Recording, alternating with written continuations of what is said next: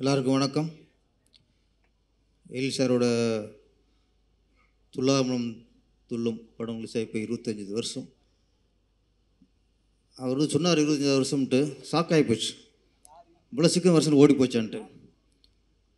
அப்போ என் கணக்கு பார்த்தேன் திருப்பாச்சு, நமக்கு சீக்கிரம் வந்துடுமோ அப்படின்ட்டு பயமாக இருக்கும். வருஷங்கள் வந்து இவ்வளோ சீக்கிரம் 25 வருஷங்கிறது டக்குனு வயசான காட்டிடும்ல. ஆனால் எழில் சாரை பொறுத்த வரைக்கும் என்றைக்குமே இளமையான அளவர். அப்போ எப்படி பார்த்தோமோ அதே மாதிரி இளமையோடு இருக்கார். துல்லாமலம் துள்ளும் படம் ரிலீஸ் ஆகும்போது அப்போ நான் உதவி இயக்குனர் இருக்கும்போது தெரியும் பொருளாதாரத்தை எவ்வளோ கஷ்டப்படும்ட்டு.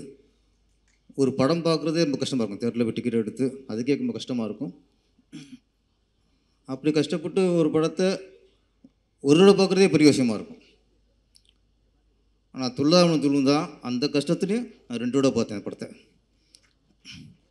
அவ்வளோ ஒரு ஸ்க்ரீன் பிளே, சென்டிமெண்ட்டு, சாங்ஸு, அந்த லாஸ்ட் கிளைமேக்ஸு, ஒரு படத்துக்கு எப்படி திரைக்கதை இருக்கணுங்கிறதுக்கு உதாரணமான படம் தான் துல்லாமலம் துள்ளும். அப்புறம் தீபாவளி படம் எல்லாம் பார்த்து எப்படி டக்குன்னு காமெடிக்கு மாறினது ஷாக்காக இருக்குது. ஒரு சீரியஸாக ஒரு சென்டிமெண்ட்டாக பண்ண ஒரு இயக்குனர் டோட்டலாக அப்படியே ஃபுல் காமெடி. சில காமெடி படம் எடுப்பாங்க, நமக்கு சிரிப்பு வராது. ஆனால் இவர் படம் தான் காமெடி படம், எல்லா சீனும் சிரிக்கிற மாதிரி இருக்கும். அது இந்த வேலைன்னு வந்துட்ட வெள்ளைக்காரன் படத்துலலாம் காலையில் 6 மணி கோழி கொக்கர்கோன்னு கூவிச்சு, அதை கேட்டாலே போதும். அந்த சீனை பார்த்தாலே நமக்கு எவ்வளவு நமக்குள்ள ஒரு துக்கம் இருந்தாலும் துயரம் இருந்தாலும் அந்த சீனை பார்த்தாலே டோட்டலாக ஓடிப்போம்.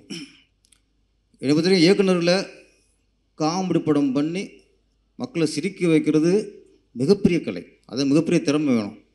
அளவு வச்சிடலாம், அது மாதிரி த்ரில்லர் படம்லாம் நம்ம பயமுறுத்திடலாம். ஆனால் மனுஷனை சிரிக்க வைக்கிறது இருக்க, அதுதான் பெரிய விஷயம். அதில் எழில் சார் வந்து அதில் இந்த காமெடி கிங்குன்னே சொல்லுவான். அவரை அதில் போய்கிட்டு அவருடைய என்னுடைய வாழ்த்துக்கள். இன்னொன்று, இப்போ கேஎஸ் ரவிக்குமார் சொன்னார், சூப்பர் குட்.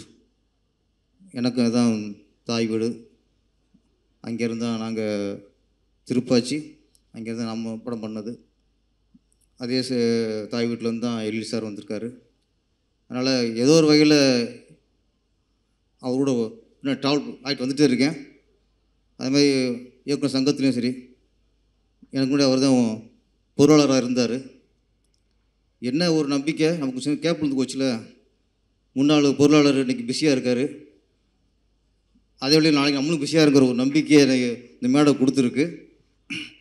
எழில் சார் தொடர்ந்து இந்த மாதிரி வெற்றி படங்களை கொடுத்து மக்களை மகிழ்விக்கணும்.